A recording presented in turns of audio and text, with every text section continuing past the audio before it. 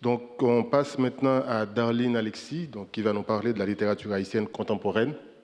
Donc, Darline Alexis a fait ses études à l'École normale supérieure de Port-au-Prince d'abord. Ensuite, elle a été diplômée en littérature générale et comparée de l'Université des Antilles Guyane et en didactique des langues à l'Université Lumière Lyon 2. Actuellement, elle enseigne à l'École normale supérieure et à l'Université Quisqueya à Port-au-Prince, où elle occupe également la fonction de secrétaire générale. Elle est l'auteure d'un cours en ligne sur les littératures d'expression française de la Caraïbe, disponible sur la plateforme Litafcar, donc Littérature Afrique-Caraïbe. Elle a co-dirigé avec Sabine Lamour et Denise Côté l'ouvrage Déjouer le silence, contre-discours sur les femmes haïtiennes, paru en 2018 à Montréal, en coédition à Remue-Ménage et Mémoire d'Encrier. Donc, dans son intervention, la littérature haïtienne contemporaine, des ponts et des passerelles, Darline Alexis nous parlera de la production littéraire haïtienne depuis la chute de la dictature des Duvalier, père et fils, en 1986. En effet, si les décennies 60 à 80, écrit-elle, ont été caractérisées par des contraintes en tout genre, la chute de la dictature a entraîné une circulation nouvelle de la parole et des personnes dans le pays.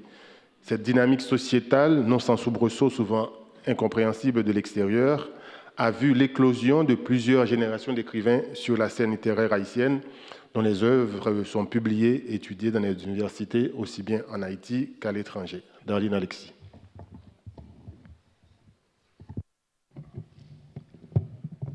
Bonsoir à toutes et à tous. Je remercie Yannick Laens de cette invitation à prendre part à ce colloque sur Haïti, littérature et civilisation. Et je remercie également les institutions qui ont permis ma participation à cette activité. Voilà. Alors, je vais changer un peu le format. Est-ce que vous vous rappelez de la première image de la présentation de Carlos Elius sur la création artistique? La présentation juste avant repas.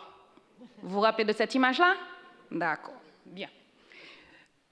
En 2010, Lionel Trouillot, et sous la direction de Louis-Philippe d'Alembert et de Lionel Trouillot, a été publiée une anthologie d'un genre très particulier. En règle générale, quand on achète une anthologie, on s'attend à trouver des tas d'extraits d'œuvres d'auteurs. Or, cette anthologie est composée pour 2/3 de réflexions des éditeurs eux-mêmes, et ce sont des réflexions à partir des questions récurrentes que le public n'arrête pas de poser aux auteurs haïtiens. La question de la langue, pourquoi vous écrivez en français et pas en créole? Est-ce qu'il y a des maisons d'édition en Haïti? Est-ce que les livres se vendent en Haïti? Est-ce que les livres sont imprimés en Haïti? Donc, des questions qui reviennent tout le temps. Et donc, ces messieurs ont proposé cette anthologie pour pouvoir y répondre. Donc, il y a ce texte qui fait 90 pages, suivi d'un texte plus court de Yves Chemla, qui vous a fait la présentation de ce matin, la toute première sur la baie haïtienne, et après, un petit tiers dans lequel on retrouve quelques extraits d'œuvres d'auteurs contemporains. Ce que je vous propose aujourd'hui, c'est une traversée littéraire d'un autre genre. Parce que je m'inspire de symboles comme le pont et la passerelle, tels que vous les avez vus dans l'image du tableau de Préfète Dufaux, dans la présentation de Carlos Elius. Donc, je m'inspire donc de ces symboles pour pouvoir vous balader à travers cette production contemporaine. Donc, ces symboles, comme je viens de vous le dire, se retrouvent en grand nombre dans les tableaux d'un grand peintre haïtien du nom de Préfète Dufaux. Des tableaux qui ont la particularité d'inspirer les critiques et les écrivains qui travaillent au décloisonnement des disciplines artistiques. C'est le cas, par exemple, de Maximilien Laroche, grande figure de la critique littéraire haïtienne, qui, dans un de ses textes titré « L'image comme écho sur un tableau de Préfète Dufaux », affirme, je cite, il affirme que le tableau de Préfète Dufaux, celui qu'il a analysé et celui que Carlos Elius vous a montré, fournit en quelque sorte la base d'une analyse de l'image haïtienne picturale ou littéraire. Une image haïtienne qui ne serait pas reflet, mais écho, image litote pour mieux dire, qui s'efforce de retrouver la pluralité de sens dans l'exiguïté des mots, nous dit Laroche. Alors, pour illustrer cette compréhension de l'image haïtienne picturale ou littéraire, eh bien, la WASH mobilise un des textes les plus connus de la littérature haïtienne et dont vous avez beaucoup entendu parler, que vous avez déjà peut-être certainement lu, Gouverneur de la Rosée de Jacques Roumain. Donc, il mobilise ce texte-là pour nous montrer comment cette œuvre est construite sur une dichotomie entre l'eau qui est mentionnée dans le titre, l'eau de la rosée, donc celle qui est donnée par la nature, qui vient d'en haut, en opposition à celle de la source, qui est au cœur de la quête des personnages du roman, Manuel et Anaïs. Donc une eau qui, elle, exige le travail et l'effort pour l'approvisionnement de la localité de Font-Rouge où ces personnages-là vivent. L'œuvre picturale de Dufaux, c'est une longue suite de villes imaginaires, caractérisées par de multiples voies qui en font des lieux interconnectés, interreliés par de grands ponts et des chemins modestes, étroits, inclinés ou escarpés, qui rappellent que les passages existent, qui s'offrent disponibles pour la rencontre, fortuite, voulue et parfois inopportune. Les villes de Dufaux, c'est la relation à la manière des droits glissants. Elle raconte, elle relie, elle relaie par des traits, des formes, des volumes et des couleurs. Elle combine des tracés multiples pour des parcours qu'il revient à chacun de définir dans un monde qui se situe juste au cœur du mystère, de la beauté et de l'imagination souveraine. Le pont et la passerelle sont donc mobilisés comme métaphore du lien, de la rencontre, comme possibilité de transcendance des obstacles pour la création de sens et comme rappel de l'appartenance multiple à des communautés d'êtres. Comme le dit Philoctète, de mon cœur à d'autres cœurs, de mes montagnes à d'autres montagnes. La problématique du lien est très présente dans la production haïtienne contemporaine. Plus soucieuse, me semble-t-il, qu'elle est de créer des mondes qui tentent de saisir la totalité, sans la figer, dans ces moments de solidarité, de solitude, avec la distance, les antagonismes de groupe, la volonté de rencontrer comme d'occulter l'autre dans le discours et dans l'agir. Le lien dessiné dans ce qu'il permet de construire de positif, comme dans ses dimensions toxiques, dans ce qu'il permet de consolider, comme dans ses manifestations fragiles et bancales. Le choix de ces symboles est aussi un parti pris assumé d'une inscription dans une compréhension du fait culturel haïtien en rupture, avec une certaine tendance qui consiste à lire la littérature haïtienne d'abord dans ce qu'elle nous montre des fragmentations de la société haïtienne, sans voir ou en ne s'intéressant que peu au fait qu'elle met pourtant bien en scène l'entêtement des personnages à construire du lien dans un environnement qui, à première vue, ne s'y prêterait pas. Cette traversée ne prétend pas à l'exhaustivité, le temps ne le permettrait pas, non plus la richesse et la diversité des acteurs et actrices qui sont à l'origine de cette littérature. Elle pose le contemporain en le situant historiquement vers les années 1990, donc les années qui ont suivi l'après-1986 et la chute de la dictature des Duvalier, pour des raisons qui se justifient et dont il sera question dans cette présentation. Les limites inhérentes à ce découpage temporel sont connues et prises en compte. Donc, je me propose de considérer 3 éléments qui font l'originalité de cette période au cours de la traversée proposée. Donc, une présentation de 3 points. Je vous promets de ne pas tout lire. Donc, d'abord, la fin du paradigme dedans, dehors. Et ça, c'est un élément important. Vous prenez n'importe quel ouvrage sur la littérature haïtienne, on continue d'utiliser l'expression dedans, dehors, pour faire référence à la production des auteurs qui vivent en Haïti et des auteurs qui vivent à l'extérieur, comme si ce paradigme-là, qui est une conséquence de la dictature sur plus d'un quart de siècle de la dictature des Duvalier, pouvait encore être opérant même après la fin de la dictature, plus de 30 ans après la fin de la dictature. Le deuxième point porte sur la sortie de la marge de l'écriture des femmes et le troisième sur l'évolution des rapports aux langues d'écriture. Et je vais essayer vraiment de résumer chaque point. Mais le premier, j'insiste beaucoup là-dessus. Donc, la fin du paradigme du dedans et du dehors. Le tournant dictatorial du pouvoir des Duvalier a inscrit dans l'imaginaire haïtien de manière foncièrement différente la question de l'exil. Avant les Duvalier, oui, les gouvernements envoyaient des Haïtiens en exil. Mais avec la dictature des Duvalier, sa durée et la cruauté et les morts qui en ont découlé, donc la question de l'exil est devenue une problématique. Question qui constitue depuis un paradigme des études littéraires sur la littérature haïtienne. En effet, c'est une dictature qui a contraint à l'immigration des compatriotes issus de toutes les couches sociales du pays. Des cadres de l'administration, des professeurs et des agents de la culture se sont installés particulièrement en France, au Québec et aux États-Unis d'Amérique durant près de 3 décennies. Cette réalité inédite par son ampleur dans l'histoire nationale a donné naissance à la figure de l'exilé, à la diaspora haïtienne, parce qu'avant on ne parlait pas de diaspora haïtienne, et à une Haïti du dehors, qu'en créole nous nommons l'autre bord de l'eau, de l'autre côté, en référence à l'autre côté de l'océan.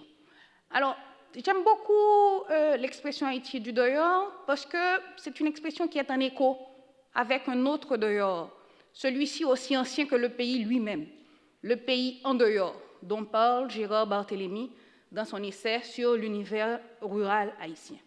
Le pays en dehors est une expression longtemps utilisée pour parler du monde rural délaissé par l'État haïtien dans sa gestion de la République. La littérature issue de ces communautés dites du dehors seront intégrées par la suite et qui seront intégrées par la suite dans le territoire haïtien en devenant le 11e département. D'abord, c'était le 10e quand Haïti avait un découpage en 9 départements. Et quand nous avons décidé d'inventer un 10e département, l'ENIP, eh bien, la diaspora est devenue le 11e département. Donc, pour dire que les limites géographiques d'Haïti ne s'arrêtent pas aux 27 500 km², mais englobent également sa diaspora, qui constitue donc un 11e département. Donc, cette littérature-là développe des thématiques autres en résonance avec la réalité que vivent les auteurs dans les espaces d'accueil. Par exemple, la question de l'assignation identitaire, le choc culturel, le racisme. Donc, les œuvres, Daniela Ferrière a beaucoup abordé ces questions-là. Comment faire l'amour à un ex sans se fatiguer. Je suis un écrivain japonais, tout ce qu'on ne te dira pas Mongo plus récemment. Ils ont également abordé des sujets en rapport avec d'autres centres d'intérêt. Par exemple, Jean Métellus a écrit Une eau forte, la parole prisonnière sur les troubles du langage. Ou encore, cette littérature-là rend compte de la perte subie étant à s'inscrire dans la nostalgie et l'amertume. Toujours pour conserver Jean Métellus, on peut lire La famille Vortex. La chute de ce régime dictatorial en 1986 a favorisé, avec les libertés reconquises de la libre expression et de la circulation des individus, un retour à une tradition d'échange entre les auteurs d'Haïti, leurs homologues états-uniens, latino-américains. Donc vous vous rappelez certainement des années 40, 50, 60, les liens avec les auteurs, bon, un peu plus tôt même, hein, les liens avec les auteurs d'Harlem, de la Renaissance de Harlem, la négritude plurilingue, les congrès des artistes et écrivains noirs qui ont eu lieu en 1956 et 1959, présidés par Jean Price-Mars. La nouveauté, c'est que maintenant, les auteurs d'Haïti, donc de l'intérieur, devaient rétablir des contacts avec ceux qui avaient dû se réfugier à l'extérieur. Donc, la chute de ces barrières-là, établies par la dictature, n'est pas sans incidence sur la production littéraire de la fin des années 80 à nos jours. Les auteurs ne sont plus interdits de séjour dans leur pays natal. La liberté d'expression et de circulation n'est plus sous contrôle et des initiatives abondent. Alors, je vais prendre quelques exemples. Étonnant Voyageur, qui réunit quand même tous les auteurs de la diaspora et tous les auteurs d'autres pays et d'autres continents qui reconnaissent, qui ont de l'intérêt pour Haïti. La quinzaine du livre, les colloques auxquels prennent part les écrivains de la région Caraïbe et d'ailleurs, la création et la participation active d'Haïti dans des associations régionales telles que l'Association des écrivains de la Caraïbe. La présence d'écrivains qui s'intéressent aussi à Haïti, à son histoire, qui interviennent dans les cadres divers. Récemment, Yolé Soyinka était en Haïti pour une tournée d'une bonne semaine. Et puis encore, toute cette littérature qui nous arrive d'ailleurs avec les coopérations d'enseignement dans le cadre que construisent les universités haïtiennes avec d'autres universités, d'autres institutions du monde. Du coup, la préoccupation de savoir où vivent les auteurs et où ils produisent leurs œuvres n'a plus du tout la valeur ni l'importance introduite par l'implantation d'une dictature sanguinaire sur près d'un quart de siècle. Je vous rappelle tout de même que beaucoup d'œuvres majeures de la littérature haïtienne, je prends des exemples qui ont déjà été cités ce matin. Stella, par exemple, d'Émeric Bergeau. Stella est une œuvre écrite par Bergeau à l'époque où il était en exil, dans les îles anglaises de Saint-Martin. Et c'est une œuvre posthume que son beau-frère, Beauboin-Ordouin, a fait publier. Il ne viendrait à l'esprit de personne de qualifier Émeric Bergeau et Stella d'auteurs ou d'œuvres du dehors. Donc, pour dire que ce n'est pas une catégorisation qui a toujours existé et que ce n'est pas la réalité de l'exil non plus qui a créé cette catégorisation-là. C'est la dictature, le contexte de la dictature dans laquelle ces exils-là sont intervenus, leur durée et peut-être le fait que ce soit inscrit dans l'imaginaire, que ce serait quelque chose d'éternel, tellement ça a semblé long à beaucoup de gens. Donc, il a fallu créer une catégorie à part pour dire cette réalité-là. Bon, heureusement, on en a vu la fin, et donc cette catégorie-là n'a plus de raison d'être. Et dans le comportement même des auteurs, cela se voit. Donc, dans ce monde interconnecté, les déplacements des individus ne relèvent plus exclusivement de la nécessité de fuir un dictateur ou la précarité économique. Les politiques culturelles appliquées dans le monde global favorisent des formes d'interaction entre les artistes dans la réalisation de certains projets. Ainsi, se sont développées cette dernière décennie des résidences d'artistes. Alors, pour montrer comment il y a toute une production haïtienne qui a lieu ailleurs.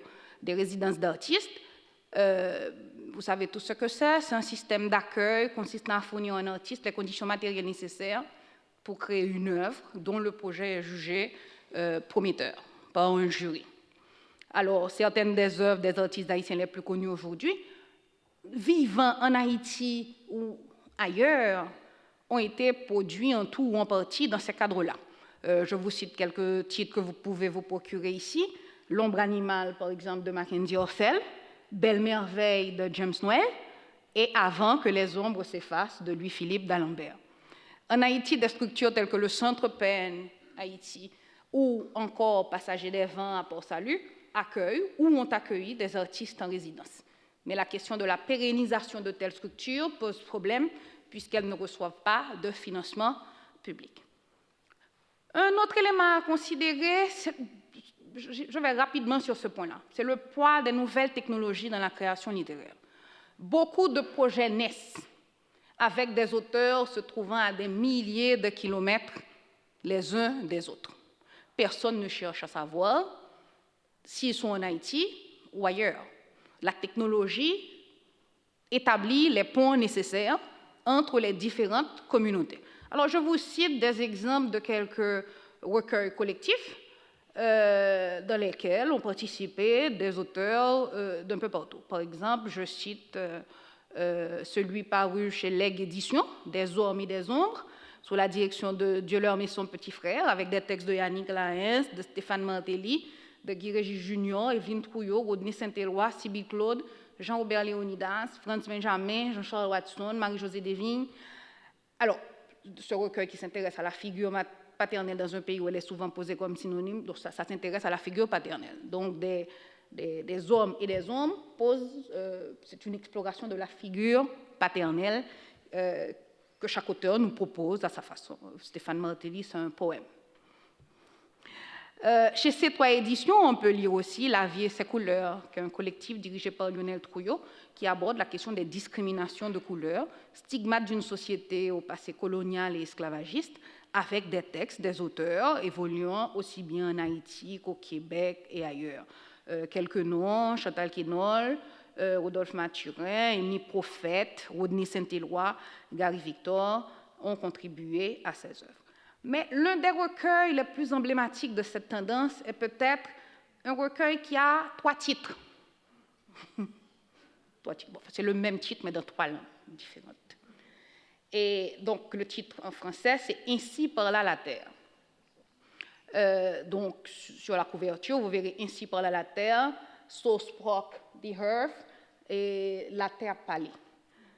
Et donc, ce collectif-là, réalisé sous la direction de Jessica Fièvre après le séisme dévastateur qui a secoué Haïti le 12 janvier 2010, est un recueil trilingue, anglais, français, créole, sans traduction. Vous achetez le recueil, vous avez les textes dans la langue de production, à vous de vous débrouiller.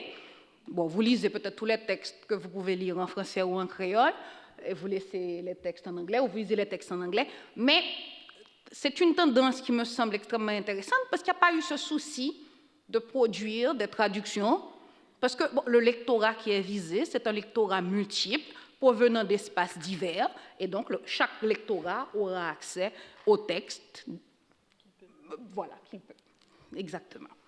Et dans ce collectif, eh bien, vous avez des textes d'une 50aine d'auteurs, dont certains de grande renommée, tels qu'Edwidge Danticat, auteur que vous connaissez tous et toutes, auteur du Cri de l'oiseau rouge, sur le drame de la vérification de la virginité des filles, la récolte douce des larmes sur le massacre des Haïtiens en République dominicaine en 1937, le briseur de rosée autour de la dictature de Duvalier et bien d'autres œuvres encore.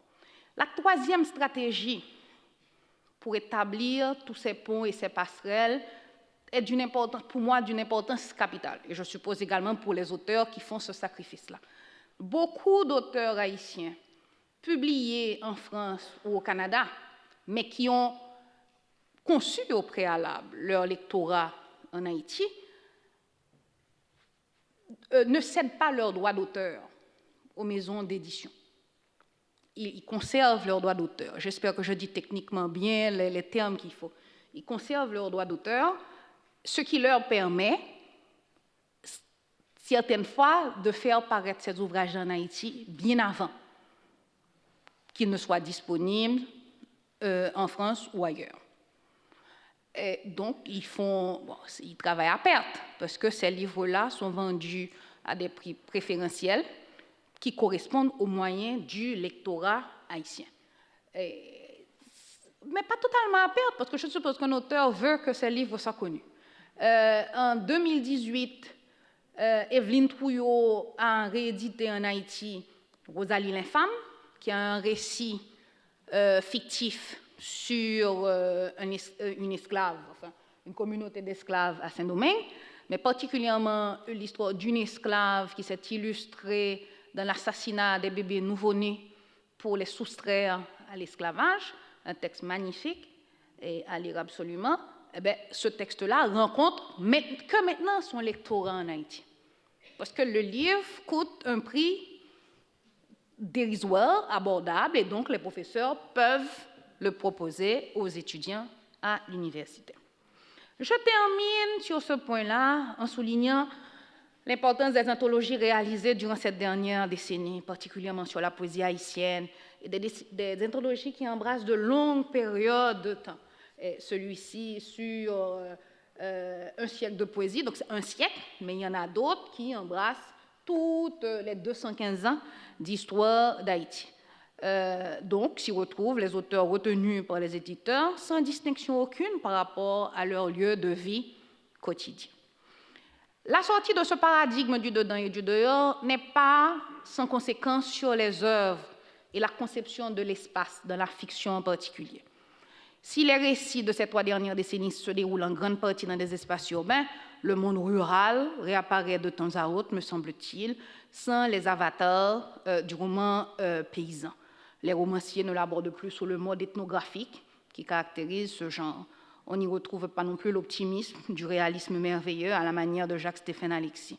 Et bon, par exemple, je prends un exemple de La Maison du Père de Yannick Laens, où les personnages passent de leur quartier petit bourgeois à Port-au-Prince à des vacances dans la ville de Gonaïves, d'où est originaire le père de famille présenté dans l'œuvre, ou encore le Yan Valou pour Charlie de Lionel Trouillot, où ce personnage-là qui a laissé son village avec l'intention de ne plus revenir, eh bien, à un moment donné de sa vie, eh bien, il a besoin de faire ce retour-là.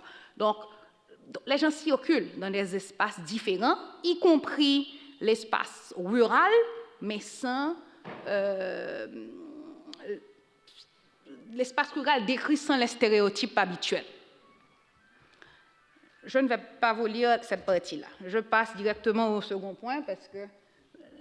oui, rapidement.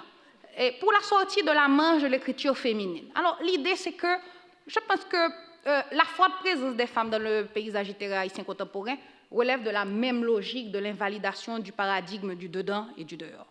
Et longtemps, l'écriture des femmes a été perçue comme relevant de la marge de la littérature, qui est essentiellement une affaire d'hommes.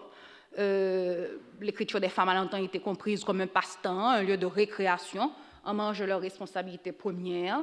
Et la raison à ça, c'est leur rôle, c'est de consacrer aux soins de la famille, s'occuper des enfants. Et donc, très souvent, les femmes ont écrit avant d'être mariées, d'avoir des enfants, avant d'avoir des enfants, et après, quand les enfants sont suffisamment grands pour partir, etc. Donc, je pense qu'il y a eu ça, qu'il y a eu cette invalidation-là également du dedans et du dehors, une écriture de la marge. Je pense que les femmes se sont positionnées de façon telle qu'aujourd'hui, lorsqu'on parle de la littérature contemporaine haïtienne, eh bien, les noms qui nous viennent très rapidement à l'esprit sont des noms de femmes. On n'a pas à chercher. C'est beaucoup de noms de femmes. Parmi les romancières, plus que parmi les poétesses quand même. Parmi les poétesses, les hommes sont encore en bien plus grand nombre. Donc c'est l'idée qui est développée, que vous lirez dans les actes du colloque. Mais la question de la langue, qui est le dernier point. Là encore, rapidement, juste pour vous montrer comment on crée des dichotomies. En 1931, un auteur influencé certainement par les mouvances de la négritude, Léon Lalo, écrit un poème titré « Trahison ». Un poème qui devait être mis en musique d'ailleurs, parce que ça s'appelle « Musique nègre ». Et dans ce poème-là, il a quelques vers qui a conditionné depuis lors tous les discours sur la place des langues de la littérature haïtienne. Alors je vous dis ces vers. « D'Europe, sentez-vous cette souffrance et ce désespoir à nul autre égal d'apprivoiser avec des mots de France ce cœur qui m'est venu du Sénégal. » Alors moi, je réfléchis un peu à cette question. Je ne comprends toujours pas comment depuis tout ce temps la critique, moi-même y compris, dans mes premières productions, ait pu utiliser ces vers pour parler de la situation de diglossie qui existe en Haïti entre le créole et le français. Parce qu'à aucun moment, il ne fait référence au créole, non plus au français. Parce que ce cœur-là lui est venu du Sénégal. On ne parle pas créole au Sénégal. Ah ouais? Donc, le cœur lui est venu du Sénégal. Donc, il ne faisait certainement pas référence entre cette difficulté à s'exprimer en français au lieu de s'exprimer en créole. Mais c'est la lecture qui a été construite depuis tout ce temps à partir de ces vers-là. Donc, là encore, vous voyez, il y a une construction autour de l'intériorité liée au cœur, l'extériorité, qui est la parole qui est verbalisée, et donc qui nous ramène, encore une fois, au paradigme du dehors et du dedans. Donc, où le français serait la langue du dedans, puisque c'est la langue principe, non. Le créole serait la langue du dedans, et le français, la langue du dehors, et donc il serait dans ce déchirement-là, par rapport à une envie peut-être de dire spécifiquement créole, alors que je pense qu'il faut quand même revenir sur ce texte de Léon Lalo pour recadrer un peu les choses. Bon, heureusement, les auteurs, aujourd'hui, quand ils parlent des langues, ils en parlent dans d'autres termes. Je crois qu'ils ont un rapport beaucoup plus apaisé, ils sont inscrits beaucoup plus, les auteurs qui écrivent essentiellement en créole, font le choix d'écrire essentiellement en créole parce qu'ils sont plus à l'aise dedans, parce qu'ils pensent que ce qu'ils doivent dire ressortira beaucoup mieux en créole. Ceux qui veulent le faire en français le font, et il y en a qui jouent sur les deux, parce que quand vous écrivez en français, vous avez un plus grand lectorat et je pense que les auteurs ont des idées qu'ils veulent faire passer au plus grand nombre et que le français, pour le moment, leur offre cette possibilité-là. Le créole dans le futur le pourra aussi, mais il y a encore quelques travail à faire. Voilà. Merci.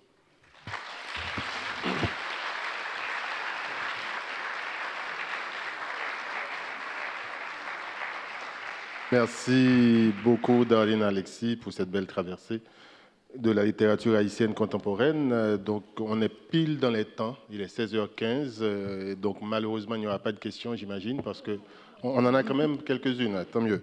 Donc, j'ai oublié de vous dire une chose avant de commencer ce panel, c'est d'éteindre vos portables, s'il vous plaît, vos téléphones portables, parce que je travaille pour ceux qui viendront après nous tout à l'heure. Donc, voilà. Et on prend 2 ou 3 questions dans la salle.